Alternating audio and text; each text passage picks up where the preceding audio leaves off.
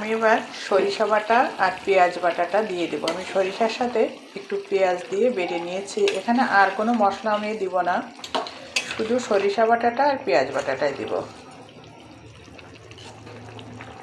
সরিষা বাটা দিলে এই বেগুন, ডাঁটা এসব তরকারিতে আর কিছুই লাগে না।